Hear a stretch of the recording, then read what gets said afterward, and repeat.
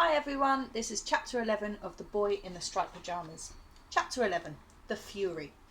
Some months earlier, just after Father received the new uniform, which meant that everyone had to call him Commandant, and just before Bruno came home to find Maria packing up his things, Father came home one evening in a terrible state of excitement, which was terribly unlike him, and marched into the living room where Mother, Bruno and Gretel were sitting reading their books. Thursday night, he announced. If we've any plans for Thursday nights, we have to cancel them. You can change your plans if you want to, said Mother, but I've made arrangements to go to the theatre with... The Fury has something he wants to discuss with me, said Father, who was allowed to interrupt Mother even if no one else was. I just got a phone call this afternoon. The only time he can make it is Thursday evening, and he's invited himself to dinner. Mother's eyes opened wide and her mouth made the shape of an O. Bruno stared at her and wondered whether this was what he looked like when he was surprised about something. But you're not serious, said Mother, growing a little pale. He's coming here, to our house? Father nodded. At 7 o'clock, he said, so we'd better think about something special for dinner. Oh my, said Mother, her eyes moving back and forth quickly as she started to think of all the things that needed doing. Who's the Fury? Asked Bruno. You're pronouncing it wrong, said Father, pronouncing it correctly for him. The Fury, said Bruno again, trying to get it right but failing again. No, said Father, Oh, never mind. Well, who is he anyway? Asked Bruno again. Father stared at him, astonished. You know perfectly well who the Fury is, he said. I don't, said Bruno. He runs the country, idiot, said Gretel, showing off her sister's tend to do. It was things like this that made her such a hopeless case. Don't you ever read a newspaper? Don't call your brother an idiot, please, said Mother. Can I call him stupid? I'd rather you didn't. Gretel sat down again, disappointed, but stuck her tongue out at Bruno nonetheless. Is he coming alone? Asked Mother. I forgot to ask, said Father, but I presume he'll be bringing her with him. Oh my, said Mother again, standing up and counting in her head the number of things she had to organise before Thursday, which was only 2 evenings away. The house would have to be cleaned from top to bottom, the windows washed, the dining room table stained and varnished, the food ordered, the maids' and butlers' uniforms washed and pressed, and the crockery and glasses polished until they sparkled. Somehow, despite the fact that the list seemed to grow longer and longer all the time, Mother managed to get everything finished on time, although she commented over and over again that the evening would be a greater success if more people helped out a little bit more around the house. An hour before the Fury was due to arrive, Gretel and Bruno were brought downstairs, where they received a rare invitation into Father's office. Gretel was wearing a white dress and knee socks, and her hair had been twisted into corkscrew curls. Bruno was wearing a pair of dark brown shorts, a plain white t-shirt and a dark brown tie. He had a new pair of shoes for the occasion and was very proud of them, even though they were too small for him and were pinching his feet and making it difficult for him to walk. All these preparations and fine clothes seemed a little extravagant. All the same, because Bruno and Gretel weren't even invited to dinner. They had eaten an hour earlier. Now, children, said Father, sitting behind his desk and looking from his son to his daughter and back again as they stood before him, you know that there is a very special evening ahead of us, don't you? They nodded. And that it is very important for my career that tonight goes well. They nodded again. Then there are a number of ground rules which need to be set down before we begin. Father was a big believer in ground rules. Whenever there was a special important occasion in the house, more of them were created. Number 1, said Father. When the Fury arrives, you will stand in the hall quietly and prepare to greet him.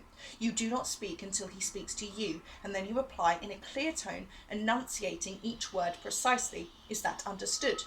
Yes, Father, mumbled Bruno. That's exactly the type of thing we don't want, said Father, referring to the mumbling. You open your mouth and you speak like an adult. The last thing we need is for either of you to start behaving like children.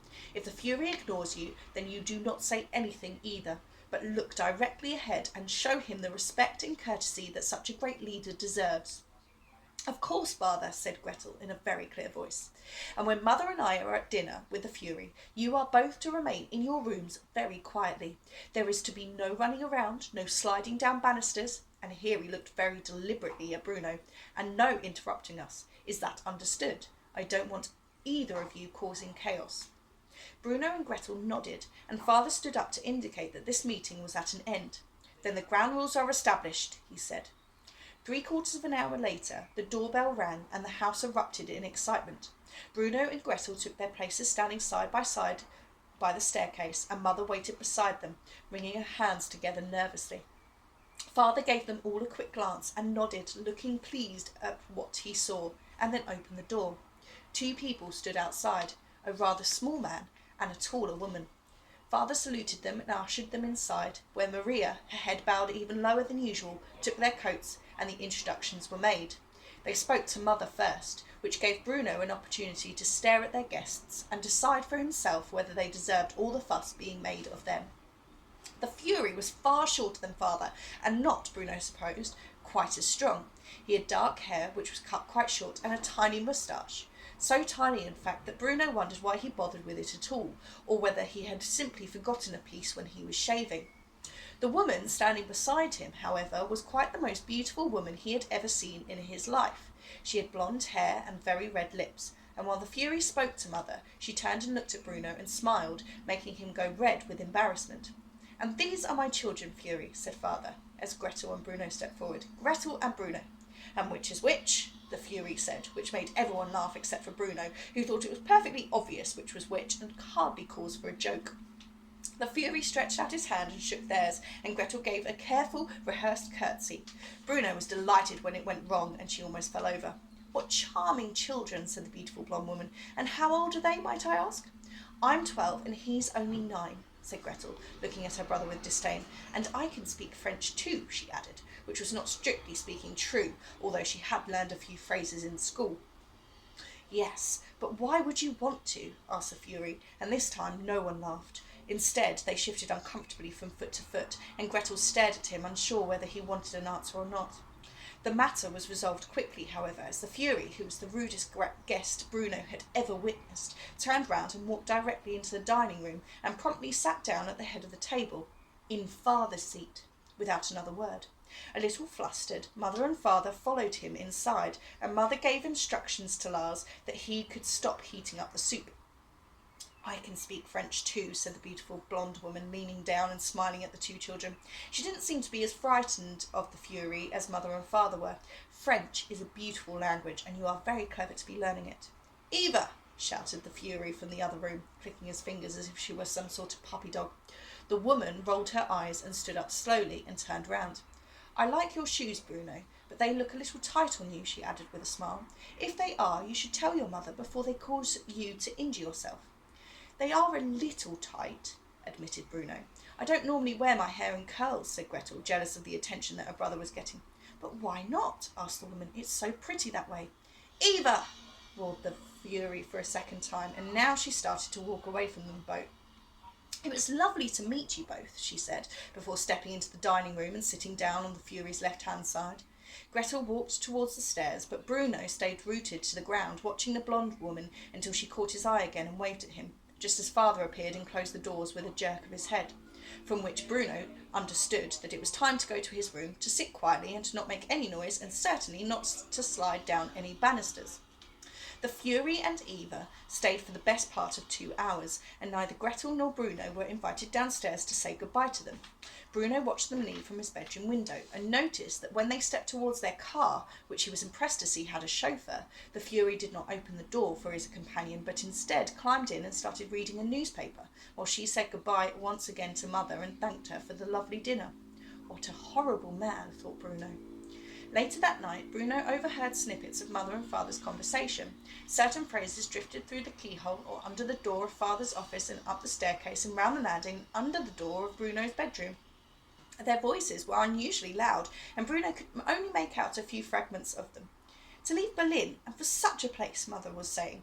"No choice, at least not if we want to continue," said Father. "As if it's the most natural thing in the world, and it's not. It's just not," said Mother. "What would happen is I would be taken away and treated like her," said Father. "Expect them to grow up in a place like," said Mother, "and that's an end to the matter. I don't want to hear another word on the subject," said Father. That must have been the end of the conversation, because Mother left Father's office then, and Bruno fell asleep. A couple of days later he came home from school to find Maria standing in his bedroom, pulling all his belongings out of the wardrobe and packing them in 4 large wooden crates, even the things he'd hidden at the back that belonged to him and were nobody else's business. And that is where the story began. And the questions for chapter 11 are: what rules apply during the Furies' visit, and what rules do you follow at home?